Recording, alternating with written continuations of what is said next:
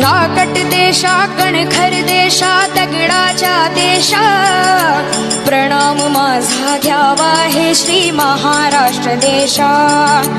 भीमा वरदा कृष्ण कोयना भद्रा गोदावरी एकपणाचे भरती पाणी मातीच्या घागरी। योग्यांची अन संतांची भक्तांची माळकऱ्यांची ही देव देशन धर्मासाठी प्राण वेचणाऱ्यांची।